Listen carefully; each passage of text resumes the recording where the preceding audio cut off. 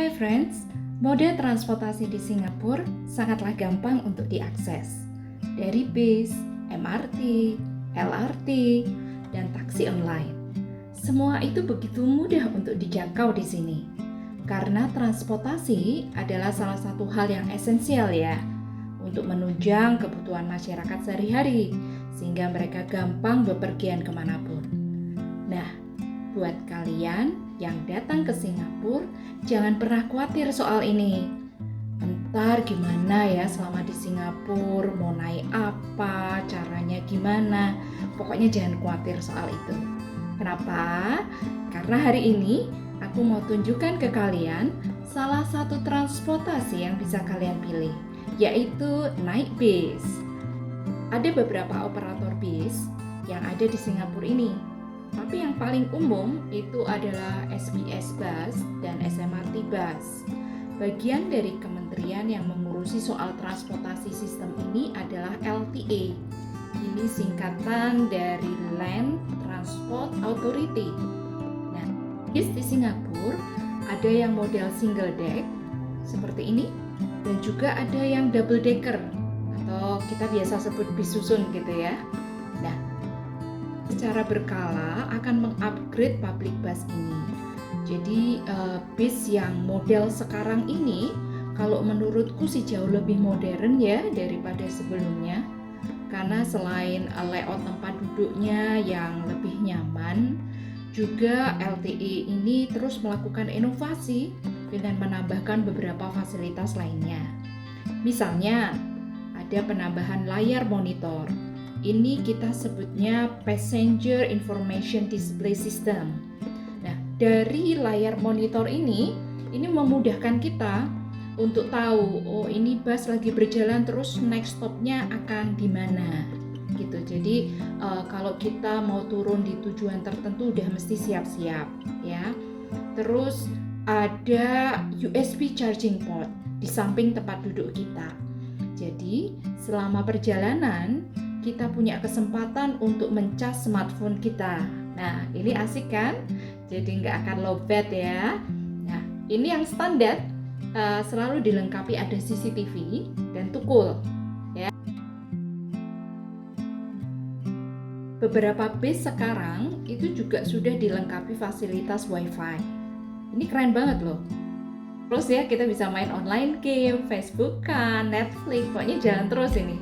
Gak ada berhentinya, apalagi wifi-nya gratis. Nah, ini belum semua diaplikasikan ke semua bis, bertahap gitu lah ya. Juga ada fasilitas namanya Automatic Passenger Counting System. Sistem ini hanya ada di double decker bus. Karena panel ini membuat kita jadi tahu ada berapa sih bangku kosong di lantai atas bus. Jadi kalau misalnya penuh, kita nggak perlu repot-repot naik ya. Karena penumpang juga nggak boleh berdiri di lantai atas loh. Ini ada yang namanya stroller restraint system. Jadi nanti stroller bisa di lock di sini. Jadi selama perjalanan itu aman ya, nggak akan goyang-goyang. Nah, space-nya stroller ini juga bersebelahan dengan fasilitas untuk kaum disabilitas yang mereka menggunakan kursi roda. Nah, space-nya ada di sini. Ini supir bus itu harus memberikan prioritas kepada mereka. Nah, kalau mereka ini akan naik bus, supir bus ini harus mendahulukan mereka dulu sebelum membukakan pintu ke orang lain.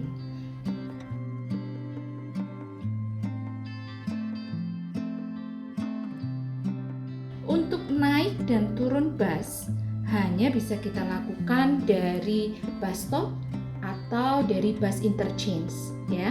Nah, setelah kita sampai di bus stop terdekat begini, biasanya aku tuh ngecek panel seperti ini. Ini disebutnya Bus Arrival Information Panel. Nah, dari panel ini akan ngasih tahu informasi ke kita tentang waktu kedatangan bis. Nah, ini biasanya diupdate setiap menit ya. Dan sumbernya dari LTA.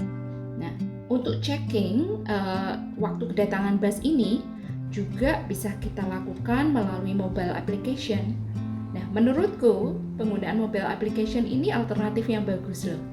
Karena ketika kita misalnya masih dalam rumah ya, kita udah bisa checking bis yang mau aku naikin nanti akan datang berapa menit lagi ya, dan bis berikutnya akan datang berapa menit lagi ya. Jadi aku bisa siap-siap keluar rumah atau siap-siap lari ke bus stop gitu loh maksudnya.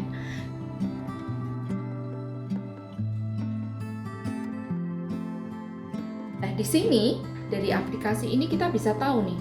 Misalnya bus 55 itu double decker bus ya, akan berhenti last stop di Pisan Interchange. Akan datang 7 menit lagi.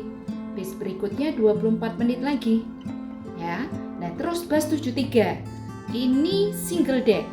Last stopnya di Ang Mo Kio Interchange, akan datang 4 menit lagi dan bis berikutnya 17 menit lagi. Cukup simpel ya untuk memahaminya. Nah, kalau naik bis 55, ini rute-rute yang akan kita lalui. Nah, kalau kalian melihat seperti ini, ada logo seperti ini tandanya di MRT station. Dan ini Bishan Interchange sebagai last stopnya. Aplikasi SG Bus tadi itu bisa kita gunakan kalau kita udah tahu kita mau naik bis nomor berapa. Jadi cuma cek aja kedatangannya kapan gitu ya. Nah, sekarang pertanyaannya adalah kalau aku bingung mau naik bis yang mana. Nah, saranku begini nih. Di setiap bus stop itu kan ada informasi tentang bis berdasarkan nomornya. Nah, kalian bisa cek di papan informasi ini jika bis nomor ini akan melewati rute mana-mana saja. Dan sebagai informasi ya, hampir setiap rute bus itu melewati MRT station. Nih, ini ada ikon MRT di sini. Ya, jadi kalau kalian mau lanjut perjalanan pakai MRT, kalian bisa stop di situ. Ya, terus ada alternatif lain juga. Kalian bisa pakai aplikasi Move-it. Ya. Di aplikasi Move-it ini keuntungannya adalah ini bisa memberikan kita informasi apakah saya naik bis ataukah harus nyambung ke MRT dan berapa ongkosnya. Nah, contohnya seperti ini. Misalnya aku mau pergi ke Ang Mo Kio Hub, ya. Terus budget define routes nanti akan kasih kita saran, naik bis nomor 73 atau 25, ongkosnya 92 sen. Terus bis ini akan datang 1 menit, 2 menit atau 16 menit lagi dari bus stop di tempat saya berdiri sekarang. Gitu. Ya. Nah, ini bisa diklik untuk detailnya. Nah, dari sini kalian akan tahu petanya. Kemudian ini bis 25 akan datang 1 menit lagi, 73 2 menit lagi. Terus ini caranya perjalanan travel, kemudian kita perlu jalan kaki. Nah, misalnya saya mau pergi ke Bugis Plus. Nah, tinggal dipencet, kita temukan rutenya. Nah, dari sini aplikasi ini akan menyarankan kita, naik bis dulu.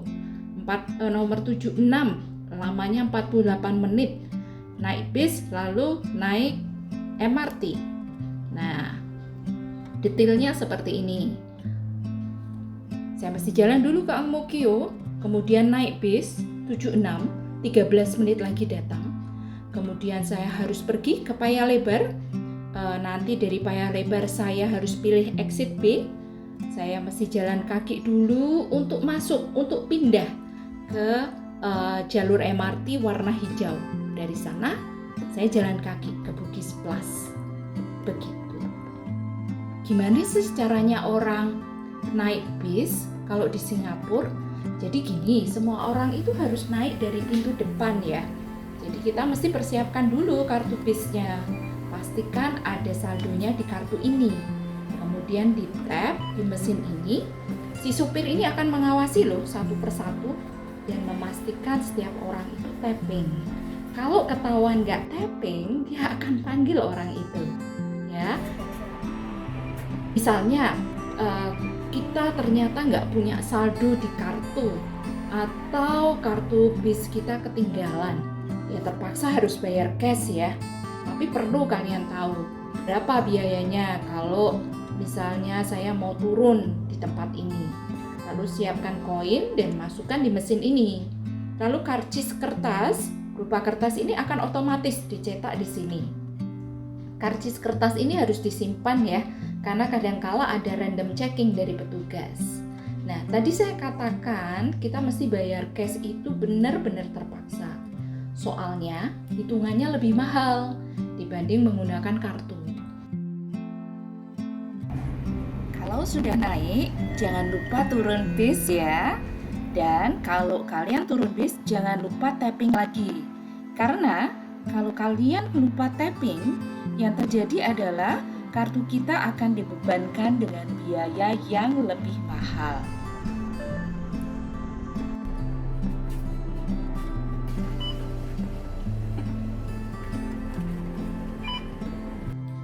Tadi sebelumnya aku juga sempat singgung yang namanya bus interchange, ya kan?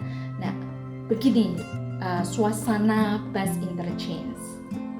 Disinilah tempat perhentian terakhir rute bus, tempat di mana para sopir ini istirahat atau mereka ada pergantian shift.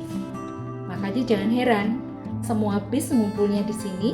Kita jadi punya beberapa opsi mau naik bis yang nomor berapa. Ya, seperti tadi checking dulu rutenya, kapan waktu kedatangan bis, dan di sini juga kalian punya kesempatan untuk top up kartu bis ya, karena tersedia mesin top up-nya di bus interchange ini.